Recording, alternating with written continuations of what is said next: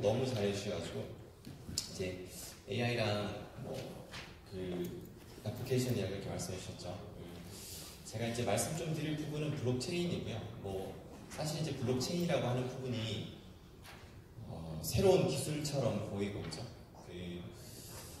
하지만 여전히 데이터랑 굉장히 관련이 있는 부분이고, 이제 저희가 앞서서 이제 그 강화학습, reinforcement learning 이렇게 말씀해 주셨는데, 그 흥미롭게도 사실 블록체인에서 존재를 하는 토큰 이코노미라고 하는 사실 이제 그런 부분들이 연관이 있는 부분들이 있거든요. 그래서 좀 관련해서 재미있게 들으시면 좋겠고, 제가 오늘 드릴 말씀은 이제 그 블록체인의 대중화, 사실 이제 제가 타이틀 봤을 때 보안, 이제 그런 리스크 이야기를 하던데, 그런 이야기도 가능하면 조금씩 하면서 전반적으로는 블록체인이 산업에서 어떻게 대중화되고 있는 방향으로 가고 있는지에 대한 말씀을 좀 드리려고 하고요. 그 그라운덱스가 만들고 있는 이제 클레이튼이라는 플랫폼을 예시로 사실 들면서 전반적인 블록체인의 대중화에 대한 이야기를 좀 드리도록 하겠습니다. 이제 제가 앞서서 사실 이제 아마 받으셨던 자료집 내에 몇 장을 더 추가를 한 슬라이드가 이제 앞에 보여드리려고 하는데, 이제 제가 추가를 했던 부분이 블록체인을 어느 정도 아시는지 사실 제가 감이 잘 없어서 우선은 급하게 몇 장을 더 추가를 했는데요. 그 전에 혹시 이제 블록체인의 이해도가 그냥 우리가 단순히 1에서 한 5 정도 된다, 그리고 이제 5 정도 스케일로 놓고 한 3 정도가 평균은 된다라고 했을 때, 혹시 죄송한데 나는 블록체인 3 이상 안다라고 하시는 분들 이렇게 손 한번 들어주실 수 있을까요? 네, 한 분. 네, 그러면 제가 이제 그 몇 장 추가한 내용 설명드릴게요. 사실 이제 어느 정도 아시는지 몰라서 제가 가지고 있는 장표 중에 가장 블록체인을 쉽게 설명하기 위한 장표 한 3장, 4장 추가했거든요. 그래서 그거 이제 설명드리고 제가 이제 말씀드리겠습니다. 이건 제가 이제 다른 데서 발표를 했던 자료라 사실 뒤쪽이랑 그렇게 포맷이 잘 맞지는 않는데 그 부분 우선 양해드리고요. 저희가 이제 보통 굉장히 어릴 때부터 세뱃돈을 받아왔죠. 굉장히 이제 한국의 미풍양속이기도 하고, 저희가 이제 세뱃돈을 어릴 때부터 받아서 이제 할머님, 할아버지, 작은 아버지, 작은 어머님 이렇게 세뱃돈을 받으면 통상 이제 어떻게 하나요? 보통은 이제 어머님께 드리죠. 이제 엄마가 내가 너의 세뱃돈을 맡아준다. 언젠가는 돌려줄 거다. 이건 내가 쓰는 게 아니라 네 거다. 근데 이제 저희가 커가면서 항상 보는 건 이제 그 많던 세뱃돈들은 다 어디 갔는가. 이제 이게 굉장한 신뢰 기반으로 엄마한테 맡겼던 거거든요. 내가 받은 세뱃돈을 엄마는 준다. 이제 내가 충분히 성장을 하고 중고등학생, 대학생이 될 때쯤엔 나는 수백만 원, 적어도 수백만 원대의 돈을 가지고 있을 거다 라고 생각을 할 수는 있지만, 사실은 그 세뱃돈은 없어요. 이게 왜 그런가 하면 굉장한 신뢰 기반이긴 하지만 장부가 없어서 그렇습니다. 자, 내가 받을 때마다 어딘가에 누군가가 깨알같이 기록을 해서 기록을 가지고 있어야 사실은 나중에도 엄마한테 이야기를 할 수 있겠죠. 373만 원 어디 갔습니까? 라고 이야기를 할 수 있을 텐데, 사실 이제 장부가 없는 거죠. 그래서 이제 블록체인이 뭔가라고 이제 사람들이 많이 이야기를 하세요. 물론 이제 어떤 분들은 크립토 커런시다, 가상화폐다 이렇게 이야기를 하실 수도 있는데, 분명히 가상화폐 혹은 이제 저희가 소위 말하는 비트코인이라고 하는 게 하나의 애플리케이션은 맞습니다. 응용 사례는 맞고요. 근데 이제 그게 전부 다냐? 라고 봤을 때는 그건 아니다라는 말씀을 드리려고 하는 거예요. 이제 기본적으로 보면 블록체인의 가장 기본 개념은 장부예요. 어떤 기록을 한다. 장부 같은 게 예전에 이제 저희가 소위 말하는 굉장히 잘 아는 장부가 은행의 장부죠. 이제 내가 어떤 신한은행, 국민은행, 외환은행에 돈을 맡긴다라고 하는 게 그 은행이 가지고 있는 그 장부가 어느 누구도 변화하지 않고 굳이 나의 허락 혹은 이제 내가 변화를 일으키지 않고서는 그 장부가 본인들 마음대로 변하지 않는다라고 하는 사실 이제 그 신뢰 혹은 이제 그 믿음 때문에 사실 은행을 쓰는 거거든요. 그리고 이제 저희가 수수료를 낸다라고 하는 거는 그 신뢰를 사용하기 위한 수수료라고 볼 수 있는데, 이제 장부라고 하는 것도 이제 변천이 되었어요. 예전에 이제 수기를 작성하던 장부가 어느 순간 이제 디지털화되기 시작을 했고, 그 디지털화된 장부가 어느 순간에는 어떤 누군가가 가지고 있는 장부보다는 많은 사람들이 공유를 할 수 있는 장부가 되면 좋지 않을까라고 하는 개념이 사실 분산장부의 개념이거든요. 그래서 많은 사람들이 동일한 내용의 장부를 볼 수 있게 만들어 주겠다라고 하는 게 이제 분산장부이고요. 이게 이제 말로는 쉬운데 분산장부가 이제 사실 왜 어려운가라고 생각을 해보면 이제 여기 계신 분들이 다 있어요. 이제 각각이 어떤 수첩을 가지고 있다고 해보죠. 그래서 이제 제가 자 거기 수첩 제일 마지막에 추가적으로 하나 정도 더 적어주세요라고 했을 때 기본적으로 모든 분들이 다 똑같은 숫자를 명확하게 적을 수 있느냐라고 하는 부분. 예를 들어 이제 어떤 분은 자다가 깜빡 놓칠 수도 있고 그죠? 이제 그런 부분들이 실질적으로 다 똑같은 내용을 추가했다. 이제 어떤 사람은 적었지만 적다 보니까 잘못 들어서 잘못 적을 수도 있고요. 이런 부분들을 애초 어떻게 잘 방지할 수 있을까라고 하는 부분이 사실 해결이 되면서 분산장부라는 개념 그리고 이제 블록체인의 가장 기본 개념이 나온 거거든요. 그래서 이제 그게 저희가 소위 말하는 컨센서스라고 하는데 이제 사실합의라고 이제 한글로는 이야기를 합니다. 그래서 이제 사실합의를 이뤄서 내가 어떤 추가적인 내용을 내가 가지고 있는 장부에 추가를 했고 그 추가한 내용이 장부를 가지고 있는 모든 사람들이 똑같다라는 걸 100% 확정적으로 이야기할 수 있었을 때 이제 분산장부가 되는 건데 그게 이제 기술적으로 되면서 블록체인 이제 소위 말하는 분산장부가 나왔다라고 보시면 되고요. 그래서 이제 그 좌측 아래에 있는 부분이 분산장부에 대한 내용인데 사실 그럼 블록체인은 분산장부만이냐라고 하면 사실은 추가적인 개념들이 존재를 하게 돼요. 이제 그래서 아까 말씀드렸던 것처럼 이제 좌측 아래에 있는 뭐 컨센서스 메커니즘을 통해서 그 분산장부를 유지하기 위한 기본적인 요소가 만족이 되었고요. 좌측 상단에 보시면 이제 토큰 이코노미라고 하는데 사실 이제 토큰 이코노미가 뭐 블록체인 때문에 나온 개념은 아니고 사실은 한 4, 50년 전에 심리학에서 나온 개념인데요. 이제 사회 행동학 혹은 이제 심리학 쪽에서 나온 개념인데 사실 이제 아까 말씀드렸던 광학습이랑 굉장히 비슷한 이야기예요. 그러니까 reinforcement learning 같은 경우는 내가 바라는 기대치가 있거든요. 그래서 이제 그 어떤 바라는 행동을 했을 때 보상을 주겠다라고 하는 거고 원래 이제 저희가 행동경제학에서 이야기하던 토큰 이코노미 같은 경우는 이런 거죠. 훨씬 더 이제 기본적인 개념으로 여기 이제 유치원에 보내는 혹은 이제 그 초등학생 자녀를 둔 부모님도 계실 텐데 학교에 가면 그러잖아요. 그러니까 너희가 뭘 잘하면 도장을 한번 찍어주겠다. 그리고 이제 10개를 모으면 내가 과자를 하나 사주겠다라고 하는 사실 그 개념이 토큰 이코노미거든요. 정확히 100% 이제 거기서 시작한 개념이 토큰 이코노미인데 토큰 이코노미라는 그 컨셉이 블록체인에 존재를 하는 서로 많은 무수한 구성원들이 전체가 이득이 되는 방향으로 같이 협조했으면 좋겠고 협력했으면 좋겠는데 그걸 어떻게 만들어낼까라고 하는 메커니즘을 만들기 위해서 이제 저희가 보통 메커니즘 디자인을 만들기 위해서 사실 사용되는 개념이 토큰 이코노미다 이렇게 보시면 되고요. 그리고 이제 오른쪽 상단에 있는 거버넌스 이제 그 결정합의라고 또 보통 이야기를 하는데 이 결정합의는 뭐냐면 블록체인은 다른 어떤 기술들보다는 저는 훨씬 더 사람 친화적이라고 생각하고 사람이 중심에 있다라고 생각을 좀 하는 편이거든요. 이제 그게 무슨 말이냐면 중앙장부 이야기를 해볼게요. 그러니까 아까 말씀드린 것처럼 어떤 단독으로 누군가가 장부를 유지하는 예전의 시스템에서 이제는 정말 많은 사람들이 장부를 유지한다라고 하는 그 시대로 간다고 그냥 해볼게요. 그러면 아까 말씀드린 것처럼 기본적으로 장부를 유지하기 위한 방법은 컨센서스 메커니즘인데 사실합의인데 사실 거기에 참여하는 사람들은 참여하는 동인이랑 이유가 굉장히 많거든요.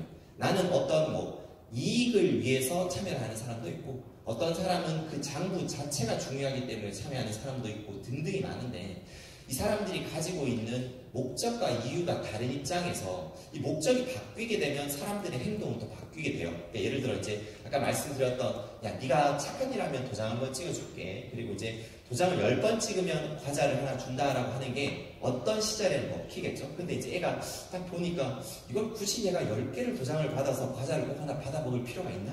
라고 생각이 들기 시작을 하면 굳이 사실은 이제 그 도장 10개를 받으려는 행동에 대한 동일이 떨어진다고.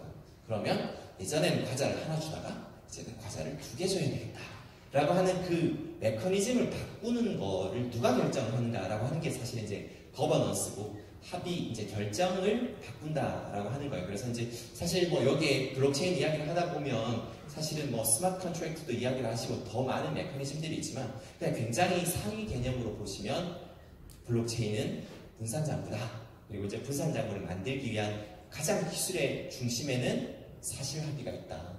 그리고 이제 추가적으로는 그 여기에 구성원들이 각자 원하는 행동을 하지만 전체가 원하는 방향성으로 가기 위한 토큰 이코노미라고 하는 부분이 있고, 사실은 이제 토큰 이코노미가 영속하기 위해서 이런 법칙들을 계속 조율하고 바꾸는 거버넌스라는 메커니즘이 있다라고 하고, 이제 블록체인은 여기까지다라고 하고 이제 제가 넘어갈게요. 혹시 뭐 여기까지 특별히 급하게 궁금한 점 있으실까요? 다들 괜찮으신 거죠? 자, 그러면 이제 제가 조금 더 하려고 했던 이야기를 이제 하겠습니다. 자, 블록체인은 저런 거라고 해볼게요. 자, 블록체인은 어떤 장부고 구성원들끼리 뭔가를 같이 하고 합의 발전하는 형태로 진화하는 기술이다라고 했을 때, 블록체인의 가치가 사실 뭐냐? 사실 이제 이런 이야기 굉장히 많이 하시거든요. 이제 블록체인이 대중화가 되기 위한 사실 이제 가장 필요한 요소들 중에 하나가, 너 어디 쓰는 거냐? 블록체인 가져다가 어디 쓸 수 있는 거냐? 예전에 이제 인공지능도 그런 이야기를 굉장히 많이 했어요. 인공지능이라고 하는 게 어디에 쓸 수 있는 거냐? 그래서 이제 사람들이 어디 쓸 수 있는지를 굉장히 고민을 많이 하기 시작을 했고, 그리고 이제 뭐 앞서서 말씀해 주신 것처럼 뭐 OCR에 활용을 한다거나 혹은 이제 프론트 간의 협업을 할 수 있게 만드는 메커니즘을 지원하기 위한 기술이라는 관점에서 보면 예전에 없던 비즈니스 모델이 나올 수도 있지 않겠느냐라고 하는 부분이에요. 아까 전에 이제 그 전 발표하신 분 중에 그 데이터 태깅 이야기 하셨죠. 이제 어노테이션이라고 이야기도 하고 태깅이라고 하는 이야기하는 그 부분. 예를 들어 이제 아까 뭐 차에서 손상된 부분이 앞 범퍼냐 혹은 이제 문이냐라는 게 단순히 기계가 그냥 물었더니 대답을 할 수는 없었지만, 사람들이 자, 이건 범퍼가 고장이 난 거고요, 이거는 문이 고장이 난 겁니다 라는 충분한 데이터가 존재했을 때 기계는 이제 그걸 통해서 배우는 거거든요. 이제 그걸 기계학습이라고 하고, 아까 말씀해 주신 것 중에 그 태깅만 전문적으로 하는 이제 뭐 베트남의 회사도 있고 그런 것들이 산업화되고 있다라는 말씀을 해주셨는데, 이제 그게 전문적으로 하는 기업도 있고요. 이제 아마존에서 Mturk이라고 해서 그거를 지원하기 위한 플랫폼도 있어요. 그래서 이제 일반 사람들이 어떤 회사가 태깅해 주세요라고 하는 이제 미션을 주면 그걸 할 때마다 보통 10원씩, 이제 저희가 인형 눈 붙이듯이 10원씩, 5원씩 받으시거든요. 이제 그런 식으로 존재를 하는 플랫폼도 있는데, 이걸 사람들이 어떻게 좀 더 체계적으로 태깅을 하게 할까? 그리고 이제 내가 태깅을 한 게 명확히 남들이 베리파이를 할 수 있고, 내가 태깅을 했기 때문에 10번 태깅했더니 100원을 받는다라는 요것들이 어떻게 좀 투명할 수 있을까라는 면에서 블록체인을 활용해서 그 사업을 하는 분들도 계시거든요. 그래서 이제 예전에 있던 비즈니스 모델 혹은 이제 새로운 형태의 비즈니스 모델이 존재할 수 있는 가능성이 있는 것 같다라는 부분이고요. 두 번째 이야기하고 있는 거는 운영 코스트를 줄여볼 수 있을 것 같다라고 하는 건데, 이제 이거는 뭐 예전에 사실 산업화되고 우리가 이제 기계가 나오고 뭐 증기 기관차가 나올 때부터 기술이라고 하는 부분은 기존에 인간이 했던 부분 혹은 다른 방식으로 했던 부분들을 새로운 기술이 대체함으로 해서 비용을 아낀다라고 하는, 어떻게 보면 당연한 이야기이기도 한데, 비용 절감이 되는 방식 자체가 블록체인은 공동의 장부 혹은 이제 분산 장부를 만들므로 해서 예전에는 몰랐던 내용인데 이제는 안다고 한다거나, 예전에는 각자가 다른 데이터를 가지고 있었기 때문에 비용이 더 들어가는 부분, 혹은 이제 예전에는 누군가에게 데이터를 좀 관리를 해주세요 라고 해서 부탁을 했고 그걸 통해서 데이터를 접근했기 때문에 추가적으로 들어갔던 비용들이 이제는 모든 사람들이 동일한 데이터를 가지고 있음으로 해서 비용이 줄어드는 기회가 이제 많이 생겨요. 이제 이게 보통은 서플라이 체인이라고 해서 공급망 관리에서 굉장히 많이 생기는 케이스인데, 예전에는 뭘 생산해내는 사람 따로, 유통하는 사람 따로, 소비자가 따로 있었죠. 소비자 같은 경우는 사실 이제 그 직전 단계 정도까지만 아는 경우가 많았고, 물론 유통하는 사람도 유통망의 저 중간까지 아는 경우는 상당히 적었는데, 이제는 그 유통 전체에 대한 데이터가 투명해지다 보니까 그 정보를 가지고 내가 예전에는 그냥 겐또로 그냥 했던 부분들이 이제는 데이터를 가지고 할 수 있게 됐고, 그러면서 이제 비용적인 부분이 많이 줄어들게 되는 게 생겼다라고 하는 거고요. 세 번째 이제 그 리스크 매니지먼트라고 해서 뭐 리스크 미디게이션이라고 쓰긴 하는데 이 부분은 이런 것 같아요. 그러니까 예전에는 이것도 이제 두 번째랑 굉장히 유사한 이유인데 예전에는 뭔가를 잘 몰랐어요. 그냥 감으로 이제 보통 우리가 경영 관리를 하고 의사결정을 할 때 예전에는 감으로 한다는 이야기 많이 하셨죠. 그리고 이제 최근에는 뭐 데이터 기반 혹은 이제 그 에비던스 기반의 의사결정을 하는 게 굉장히 중요하다라고 하지만 여전히 데이터가 없는 경우가 많은데 그러면 이제 여전히 어떤 수집할 수 있는 한 개의 데이터를 수집을 하면서 그 데이터 안에서 감으로 하는 경우가 많죠. 물론 제가 이제 감이 나쁩니다라는 이야기를 드리는 게 아니라 사실 이제 그 감이 굉장히 중요한 요소이긴 한데 그래도 여전히 데이터가 없어서 생기는 위기, 리스크가 있단 말이에요. 근데 이제 아까 말씀드린 것처럼 이제는 모든 종단에서 종단까지 데이터가 모두가 공유를 되고 그 데이터를 알 수 있음으로 해서 예전에는 그냥 몰랐고 감이기 때문에 우리가 사실은 망할 수 있는 확률이 200%였다. 200% 너무 크네요. 30%였다라고 하면 이제는 데이터를 가짐으로 해서 그 위기 관리를 좀 더 잘할 수 있다라고 하는 부분이고요. 마지막으로 이제 소셜 임팩트라고 하는 부분이 이제 재밌는 요소인데 예전에 이제 기술 이야기를 하면 기술의 초기부터 이 기술은 사회를 위한 기술입니다. 혹은 이제 이 기술이 사회에 적용이 될 수 있는 가능성이 굉장히 많습니다라는 이야기를 하는 경우가 많지는 않았어요. 물론 지금도 이제 인공지능과 사회 그리고 이제 인공지능과 소셜 굿이라고 해서 어떻게 인공지능이라는 기술을 사람을 살리고 사회가 나아가는 방향으로 나아지는 방향으로 사용될까라는 이야기를 지금도 하고 있기는 한데 그게 굉장히 초기인데 인공지능이나 머신러닝은 사실 나온 지 35년 정도 된 기술이거든요. 예전에 하지는 않았다고요. 근데 이제 희한하게 특이하게 블록체인은 그런 이야기들을 많이 하고 있고 어떤 사실 이제 EY에서 말씀하신 걸 들어보면 굉장히 많은 유즈 케이스 그리고 이제 저희가 프루프 오브 컨셉이라고 해서 POC 중에 정말 많은 부분은 공공에서 이끌고 있는 부분들이 있다라고 하는 게 소셜 임팩트적인 부분에서도 블록체인은 사용도가 굉장히 많은 것 같다라는 이야기이고요. 자 그러면 우리가 이제 블록체인이 이제 이 질문들을 가끔씩 서로 간에 하시는 분들 계세요. 블록체인이 끝이냐, 블록체인은 죽은 거냐라는 이야기를 이렇게 보면 물론 저는 이제 블록체인 산업에 예전에 이제 빅데이터 AI 있었고 지금 이제 블록체인 산업에 있는데 아니다라고 이제 이야기를 하죠. 근데 이제 이야기가 왜 나왔는가라고 생각을 해보면 우리가 이제 아마 블록체인이라는 걸 가상화폐 혹은 이제 뭐 투자 혹은 이제 투기 쪽으로 많이 들으셔서 그런 게 아닌가라고 하는 생각도 이제 한편으로는 해요. 이제 그게 뭐냐면 한 2, 3년 전에 이제 굉장히 비트코인이나 뭐 이더리움으로 이제 투자를 하셨던 부분들이 이제는 굉장히 많이 줄어들면서 그런 붐은 많이 꺼졌죠. 물론 뭐 그걸 통해서 뭐 웃으셨던 분들, 울으셨던 분들 다 따로 계시겠지만 근데 그런 거로 통해서 산업 쪽에서 이런 이야기를 하거든요. 이제 그런 뭐 불필요한 붐이 혹은 이제 버블이 꺼지면서 실질적으로 이제는 기술을 조금 더 바라볼 수 있는 시간이 되지 않았느냐, 이제 기술 성숙기에 들어서는 것 같다라는 이제 이야기를 저희는 하고 있고요. 그래서 이제 블록체인이 죽었느냐, 블록체인은 여전히 이제 살아있고요. 근데 블록체인이 오히려 점점 더 실사용 사례 혹은 이제 실질적으로 산업이나 B2C 형태의 서비스가 나오는 형태로 발전하고 있는 단계다라고 이제 말씀을 드릴 수 있을 것 같고. 그러면 이제 그 단계에 들어갈 때 중요한 요소들이 뭘까? 혹은 이제 최근에 일어난 3가지 정도의 함의점 혹은 이제 임플리케이션이 뭔가라는 부분을 제가 이제 말씀을 드리면서 블록체인이 이런 방향으로 대중화되어 가고 있습니다라고 하는 말씀을 드리려고 합니다. 네. 첫 번째는 뭐냐면 블록체인이 이제 그 시기를 나눠서 이제 뭐 저희가 보통 뭐 3세대 블록체인의 시기다라고 이제 이야기를 지금쯤 하는 것 같고, 물론 뭐 어떤 분들은 이제 4세대입니다라고 이야기를 하시지만, 자, 3세대라고 이야기를 해보면, 블록체인이 이제 3세대를 들어서면서 굉장히 중요한 메시지는 뭐냐면, 더 사용자 친근하고, 더 서비스를 위한 기술로 발전해 가고 있다라는 시사점이 이제 사실 이제 굉장히 중요한 부분이고, 지금 블록체인 산업계에서는 그 부분을 굉장히 많이 강조를 하고 있고, 그 부분이 발전하는 형태로 되고 있는데, 그걸 이제 설명하기 전에 저희가 이제 3세대라는 이야기를 드렸잖아요. 그래서 이제 보통 저희가 흔히들 1세대라고 하는 게 이제 10년, 뭐 이제 11년 됐죠. 11년 전에 비트코인이 나오면서 이제 이게 1세대 블록체인이다라는 이야기를 하거든요. 이제 1세대 블록체인을 다르게 바라보면 이런 것 같아요.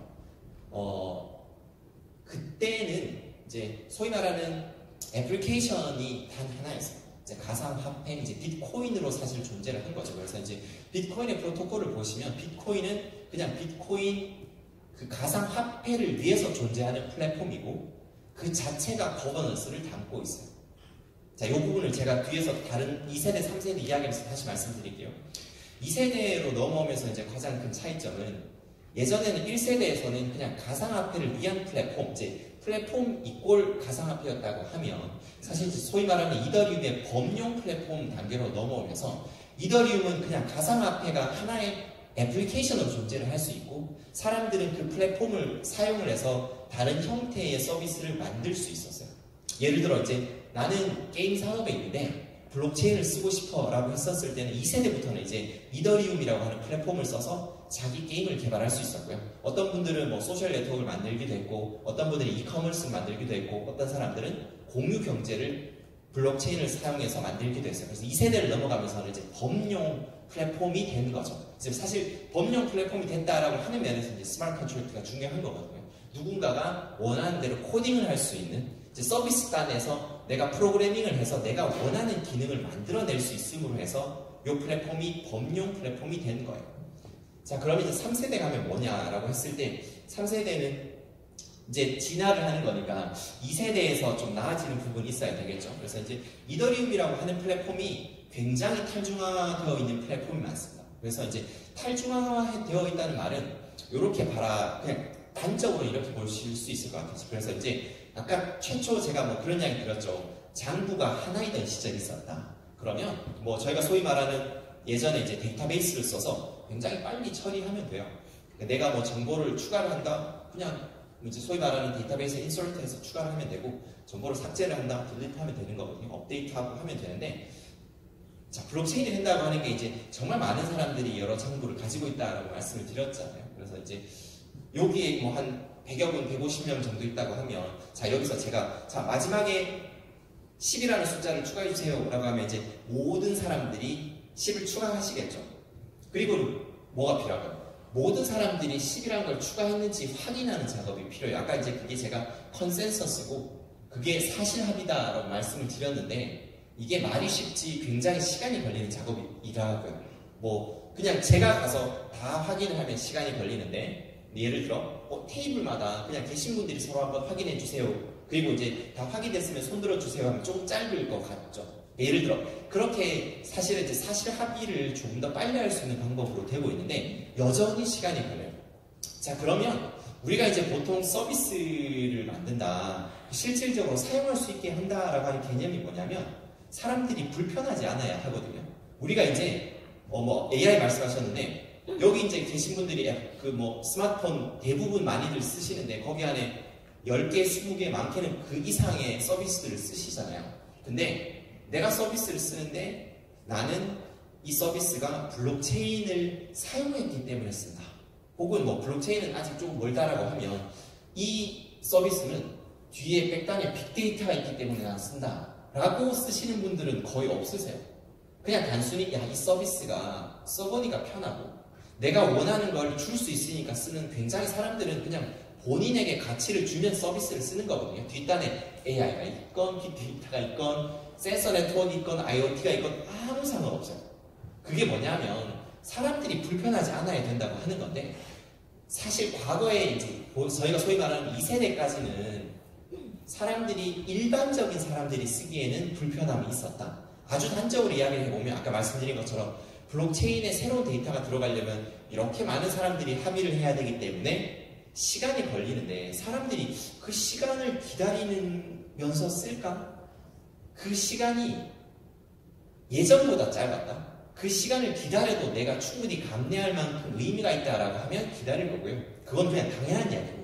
근데 보통 사람들은 시간 기다리고 왜 내가 다른 서비스 쓰면 그렇게 안 기다려도 되는데 라는 부분이거든요. 그래서 이제 3세대 넘어오면서는 그래서 성능 이야기를 굉장히 많이 하기 시작을 했고 그리고 이제는 속도도 빨라야 되고 그리고 이제 개발을 하기도 편해야 되고 등등의 이제 이야기가 나오면서 3세대가 나오기 시작했고요. 그 이제 최근에 이제 올해 뭐 가트너 2020년 뭐 기술 동향 이런 걸 보더라도 10대 기술 중에 하나가 블록체인인데 블록체인이 중요할 거다라는 부분보다는 오히려 이제 앞쪽에 프랙티컬하게 실용적인 블록체인이 내년엔 정말 더 많은 화두가 될 거다라고 이야기하는 부분이 이제 전 세계적으로 블록체인의 실용성, 자, 블록체인이 분명히 굉장히 재미있고 그리고 이제 산업을 바꿀 수 있는 기술인 건 맞고, 근데 이제 충분히 더 활용도가 올라가는 방향으로 블록체인이 발전이 되어야 되는 게 중요하다라는 이야기인 것 같고요. 그래서 이제 블록체인을 구현을 하고 사실 이제 구동을 하고 운영을 하는 방식이 굉장히 많이 있거든요. 이제 그게 뭐 이제 그 좌측에 보시는 퍼블릭 블록체인이라고 하는 부분이 어떻게 보시면 예전에 이제 비트코인이나 이더리움처럼 퍼블릭하게 정말 많은 사람들이 노드를 운영을 하는 거예요. 노드를 운영한다는 말은 정말 많은 사람들이 장부를 유지를 한다라는 개념이고요. 그래서 정말 많은 사람들이 합의를 해야 된다라는 거랑 계속 이제 동치의 개념인데, 그렇다 보니까 생기는 사실 이제 어려움이 있죠. 아까 말씀드렸던 속도라는 부분이나 혹은 이제 성능적인 부분이 분명히 부족한 부분이 있는 것 같고, 다른 축으로는 이제 프라이빗 블록체인이라고 해서 이게 이제 다 장부를 운영을 하고 싶은 사람이 운영을 하는 게 아니라 사실은 이제 특정인이 운영을 한다라고 하는 부분이 있어요. 예를 들어 이제 서울시에서 많이 하는 사실 블록체인 프로젝트 같은 경우도 대부분 이제 프라이빗 블록체인이거든요. 그래서 그 정보, 이거는 이제 그 데이터법 때문에 그런 건데, 서울시가 가지고 있는 데이터를 어떤 공공에 쉽게 두기가 힘든 부분이 있어서 서울시에서 내부적으로 운영하는 장부가 있고, 그 장부의 데이터를 기록을 하고 그 기록된 데이터를 활용하는 방식을 이용을 하고 계신데, 보통 이제 기업체에서 운영을 하시는 방식도 프라이빗 블록체인이 많습니다. 근데 이제 그 프라이빗 블록체인은 또 굉장히 빠를 수 있어요. 근데 그 이면에 사실 이제 가질 수 있는 단점이 또 생기겠죠. 신뢰적인 면에서.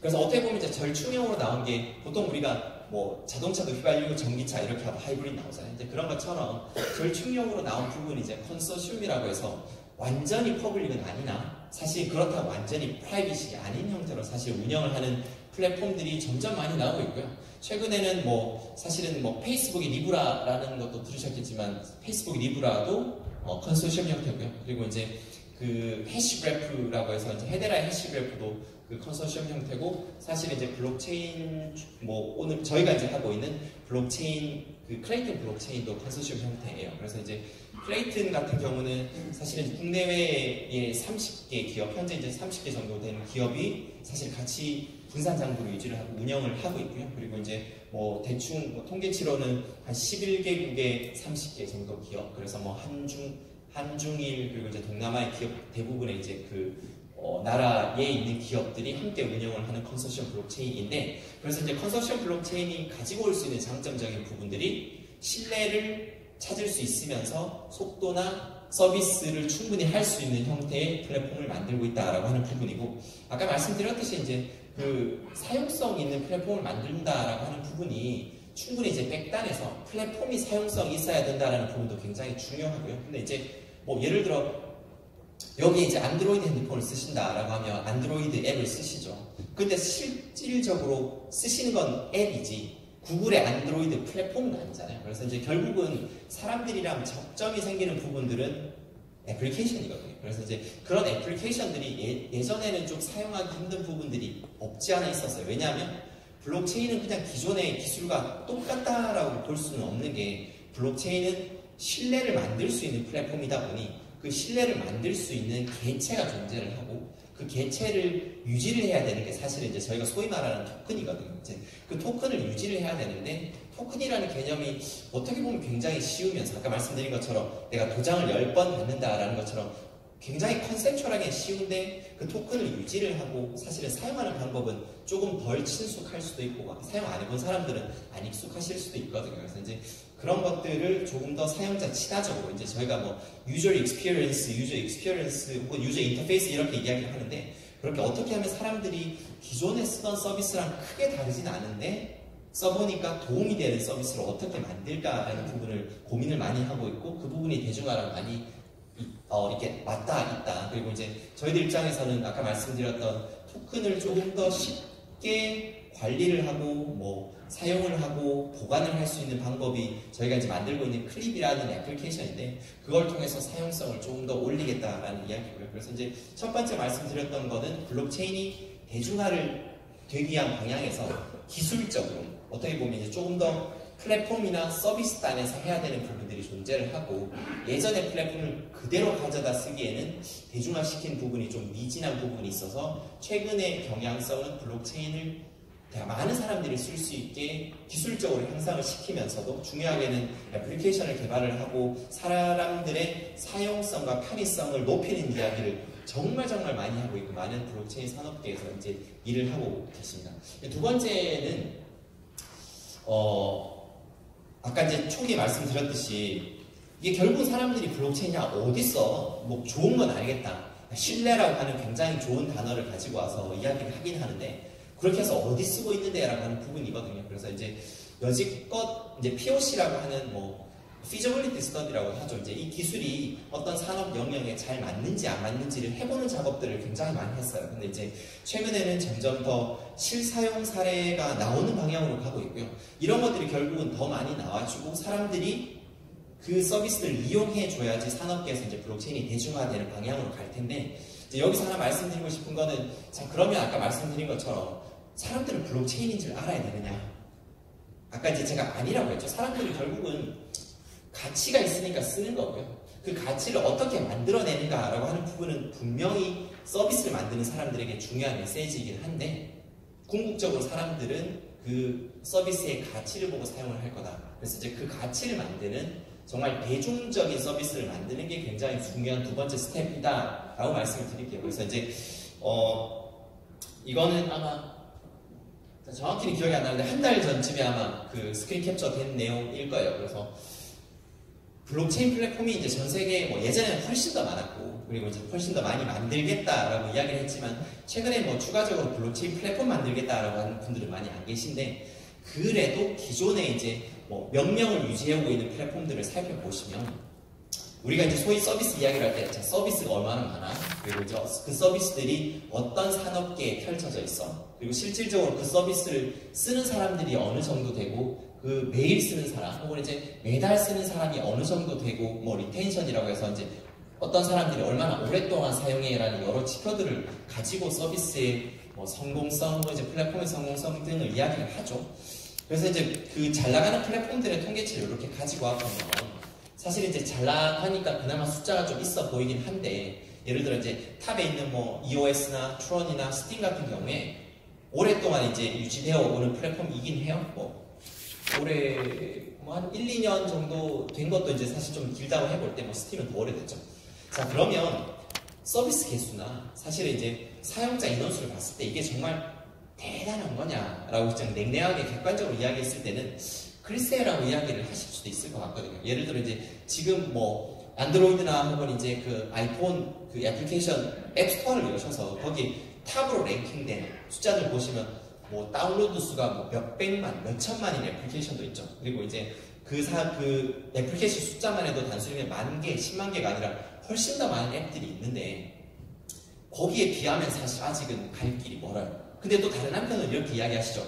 예전에 앱스토어 처음 나왔을 때 봤냐고. 그때는 사람들 훨씬 없었고 그때도 처음에는 별로 뭐 그냥 사양성 혹은 게임들이 굉장히 많았는데 이렇게 발전을 했을 거라고 이제 긍정적으로 바라보시는 이제 의견도 있고 그리고 이제 지금의 사실 숫자를 봤을 때도 여전히 갈 길이 멀다라는 이야기를 해주시는 분들도 계세요. 어느 하나도 뭐 틀린 이야기는 아니라 사실 제가 틀렸다 맞다라는 이야기를 드리려고 말한 건 아니고 실질적으로 지금의 사실이 그렇다라는 거고요. 그래서 어쩌면 아직은 조금 더 나와야 될 것 같다. 물론 지금 앱들이 나오고 있고 뭐 예를 들어 몇천 명 정도 쓰는 수준의 앱들은 있는데 이게 실질적으로 대중화되려고 하면 더 많은 시도들이 있어야 되겠고 그리고 더 많은 애플리케이션들이 나와서 사람도 써보고 서비스를 만드는 사람들도 이쪽으로 쓰니까 훨씬 더 향이 맞는 것 같아 라고 하는 경험치 그리고 이제 사람들도 많이 써야 하는 부분들이 있을 것 같고요.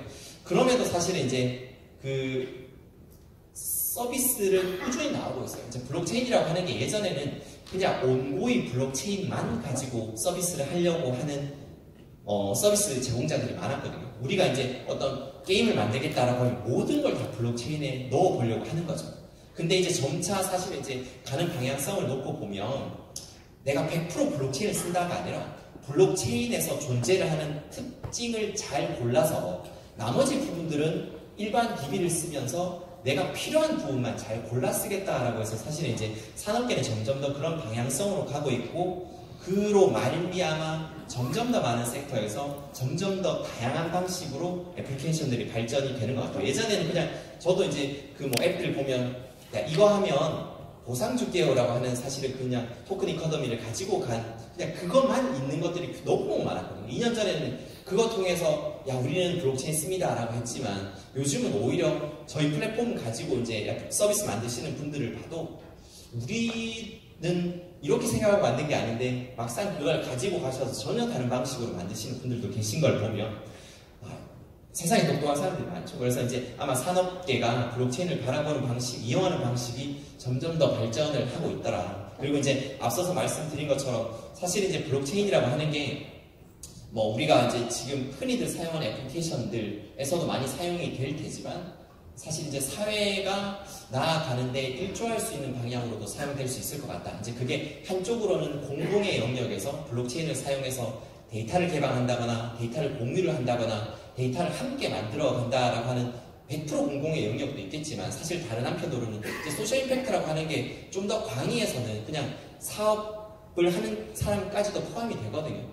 내가 어떤 행위와 뭐 이게 프로핏이건 노 프로핏이건 내가 하는 사업을 통해서 사회적으로 가치를 만들면 사실 이제 큰 의미에서 소셜 임팩트인데 그런 쪽으로도 더 많은 사례들이 나오고 있고 사실 이제 그라운드엑스에서 뭐 제가 하고 있는 일들도 사실 어떻게 하면 블록체인을 그러니까 사회적으로 임팩트를 만들고 가치를 만들 수 있는 방향으로 사용할 수 있을까라는 쪽에 많은 고민을 하고 있습니다. 자, 그래서 이제 두 번째를 조금 다시 썸머리를 해보면 블록체인이 결국은 사용성이 더 생기고 대중화가 되려고 하면 더 많은 서비스가 나와야 된다. 뭐 이건 사실 그냥 자명한 이야기죠. 근데 이제 현실을 놓고 보면 아직까지는 그렇다 할 굉장히 큰 서비스가 존재를 하는 건 아니나 여전히 지금도 다양한 섹터와 다양한 영역에서 더 많은 사례가 나오고 있으니 이 방향으로 가는 게 맞을 테고 이 방향으로 가고 있다라는 말씀을 드릴게요. 자, 이제 세 번째 말씀드릴 부분은 이제 첫 번째 같은 경우는 블록체인이라고 하는 굉장히 딱딱한 뭐 기술적인 거라고 해볼까요? 이걸 그냥 하드웨어라고 해도 되고 좀 더 딱딱한 이야기였다고 하면 두 번째 말씀드린 부분은 이 플랫폼 혹은 이제 이 기술을 사용해서 나오는 소프트웨어예요. 이제 애플리케이션이라고 하는 게 이제 소프트웨어고 어떻게 보면 이 플랫폼을 이용한 그 다음 레이어라고 보실 수 있는데 자, 블록체인이 대중화되고 사실 산업에서 굉장히 활성화되고 이용이 되려고 하면 우리가 소위 말하는 이 소프트웨어를 감싸고 있는 어떻게 보면 enabler라고 이제 표현을 하기도 하고요. 뭐 environment라고 이야기를 하기도 하고 생태계라고 이야기를 하기도 하고 그냥 단적으로는 규제나 환경이라고도 이야기를 하는데 그런 부분들이 분명히 같이 가져야 되는 부분들이 있거든요. 그래서 이제 현재까지는 뭐 어떤 쪽에서는 규제나 어떤 환경이 잘 나온 부분들도 있고 이제 시도가 나아지는 부분들도 있고 어떤 부분에서 분명히 미진한 부분도 있을 텐데 근데 지금 나아가고 있는 방향은 이런 것들이 조금 더 분명해지는 방향으로 이제 다시 말하면 불확실성이나 혹은 uncertainty들이 줄어 ambiguity라고 해서 이제 그 애매모호함과 불확실성이 줄어드는 방향으로 가는 거는 맞는 것 같다. 그리고 이제 이런 것들이 블록체인의 대중화에서 굉장히 중요한 요소인 세 번째 레이어이다라는 말씀을 드리려고 합니다. 우리가 이제 그 블록체인, 뭐 가상화폐 이렇게 이야기를 했을 때 뭐 한 2, 3년 전만 해도 굉장히 불확실성이 훨씬 더 많았던 것 같거든요. 이제 그게 단적으로는 사업을 하는 입장에서는 야, 블록체인에서 물론 이제 가상화폐가 없는 완전히 100% 분산 장부로 이용을 하는 경우도 분명히 존재를 하는데 추가적으로 가상화폐라는 걸 이용을 했었을 때 이 가상화폐가 뭐 어떤 뭐 유틸리티 토큰이건 시큐리티 토큰이건 어떤 함의를 갖던지 간에 야, 이걸 어떻게 처리해야 돼? 단순하게는 회계적으로 어떻게 처리를 하면 맞느냐라고 하는 부분에서도 모호함이 있었거든요. 물론 이제 사업을 하고 산업을 하는 입장에서는 아무래도 100%다 명확한 쪽의 사업을 하시는 분들도 있겠지만 그렇지 않은 경우가 더 많을 텐데 그럼에도 불구하고 너무 불분명할 때는 참 이게 의사결정을 하기 힘든 부분들이 있죠. 이제 그걸 돌이켜보면 점점 더 그 토큰을 어떻게 처리를 해야 되느냐 산업을 할 때 어떻게 좀 더 전략적으로 가야 되는가라는 부분에서 사실은 뭐 이 레포트에서도 명확히 이제 줄 수 있는 부분들도 있고 요건 이제 프랑스의 사례인데 프랑스에서도 사실은 이제 프랑스가 인공지능이랑 빅데이터 이쪽을 굉장히 활성화시키고 그 대통령 아젠다로 분명히 최근 몇 년간 밀고 있거든요. 그러면서 올해 같은 경우는 블록체인이라고 하는 이 기술도 분명히 향후에 잘 될 가능성, 그리고 이제 산업계 전반, 사업 전반에 영향을 미칠 가능성이 굉장히 크니 이것도 부응을 하는 분명한 필요가 있겠다라고 해서 프랑스, 그리고 이제 요거 같은 경우는 어디가요? 독일이군요. 독일에서도 이제 전략적으로 국가 전략을 내놨죠. 국가 전략으로 블록체인의 어떤 부분을 더 밀고 어떤 부분을 우리가 좀 더 조심하고 어떤 부분을 좀 더 잘 가져가야 되겠다라고 이제 국가 전략을 가지고 있기도 하고, 사실은 이제 영국 같은 경우는 지난달에 크립토 아셋을 어떻게 회계 처리해야 되느냐라고 하는 가이드라인도 국세청에서 이제 내놨고요. 그리고 이제 중국 같은 경우에는 뭐 이제 많이들 아시듯이 CBDC라고 해서 CBDC죠. 그러니까 Central Bank Digital Currency라고 해서 중앙은행이 발급하는 가상화폐 이야기를 이제 굉장히 많이 하고 있거든요. 물론 그 시기가 언제가 될지는 정확히는 몰라도 중국에서 인민은행이 주도하는 가상화폐 이야기를 하고 있고, 이제 블록체인을 활성화하고 블록체인을 밀어주겠다라는 이야기를 하면서, 사실은 이제 지난주에 프랑스도 그 프랑스 은행, 센트럴뱅크 중앙은행이 만드는 CBDC를 발행하겠다라는 사실 이제 기사도 냈고, 그걸 통해서 분명히 이제 걱정되고 우려되는 부분들도 있겠지만, 제가 말씀드린 건 예전에는 뭐 이야기를 하지 않았거나 혹은 예전에는 애매하고 불확실했던 부분들이 좀 더 명확해지는 방향으로 가고 있는 것 같다. 그래서 이제 사실은 뭐 중국의 인민은행, 그리고 이제 프랑스 이야기를 하면서 유럽의 중앙은행도 우리도 이제 CBDC, 그러니까 그 센트럴뱅크가 발행하는 가상화폐에도 충분히 고려를 하고 어떻게 나아갈지에 대한 고민을 해야겠다라는 식으로 이제 이야기를 하고 있고요. 이게 이제 제가 가진 마지막 장표인데, 그래서 대중화라고 하는 부분이 분명히 서로 굉장히 많은 부분들이 필요한 건 맞아요. 제가 다시 돌아가 보면 어떤 기술이나 뭐 사용성적인 측면에서도 분명히 필요한 부분들이 있고요. 두 번째 말씀드린 것처럼 더 많은 서비스가 나와야 되는 게 사실은 중요해요. 기술이 발전을 하는 것도 결국은 더 많은 서비스가 나오기 위한 방향으로 발전을 지금 해가고 있는 것처럼, 그럼에도 불구하고 더 많은 사람들의 관심, 그리고 이제 뭐 개발자도 여기 계신지 모르겠지만 더 많은 사람들이 개발자 관점에서 서비스를 만든다, 혹은 서비스 기획자가 서비스 기획을 하는 관점에서 더 많은 서비스를 만든다라는 등등의 그런 경험을 통해서 더 많은 서비스가 나오는 게 중요하고요. 그리고 이제 세 번째는 뭐 규제나 이런 것들이 중요하기도 하고요. 그래서 저희 뭐 크레이튼, 그리고 이제 그라운드엑스에서 바라보는 혹은 이제 추진하고 있는 대중화 전략을 그렇게 해서 놓고 보면, 저희는 크레이튼이라고 하는 사용성이 굉장히 높은 플랫폼을 만들고 있고요. 그리고 오른쪽에 보시는 Governance Council이라고 해서 아까 제가 이제 그 말씀을 드렸죠.